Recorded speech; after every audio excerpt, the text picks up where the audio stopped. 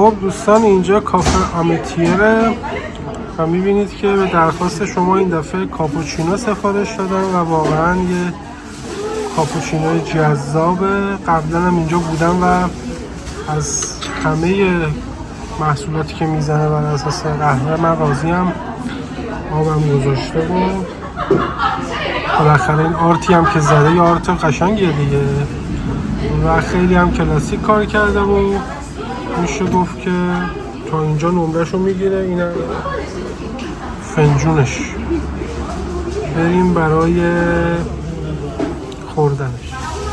خب من که واقعا حیفم میاد همیشه این آرتا رو بخوام هم بزنم، ولی از یه گوشه شروع میکنم به این شکل. یه تستی بریم، واقعا حیفه و نامردیه این همه زحمت، ولی خب چه کار کنیم، بالاخره باید بخوریمش. همه اینا واسه خوردنه. تنها راهش هم اینه که از یه جایی این کار رو انجام بدیم که منطقی باشه. من میخوام این کیفیت آبودونش رو براتون بسنجم و شما لذت ببرید، ببینید که چقدر عالیه.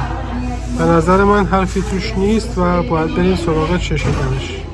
خب من چون قبلش یکم غذا خوردم، یکم آب میخورم که بتونم طعم قهوه رو درست بچشم.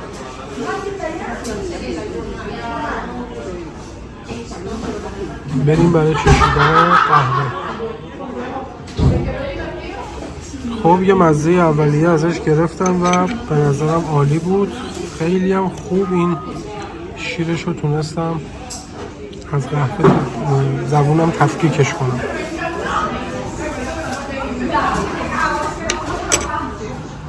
خب حالا میرسیم به امتیاز. پس آرتو داشت، کیفیت ترکیب مواد که عالی بود، آبم برامون گذاشته. خب خیلی از جاها آبو نمیذارن و طعم بسیار عالی داشت. الان 2 دفعه خیلی کم چشیدم برای اینکه مزهش بیاد تو دهنم و الان آمادم واسه خوردنش.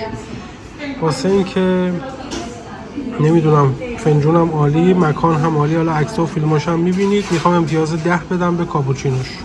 اولین کاپوچینویی که بررسی کردیم، ولی من امتیاز کامل رو بهش میدم. خب فکر کنم لیاقت نمره 10 از 10 داشت. نظر شما چیه؟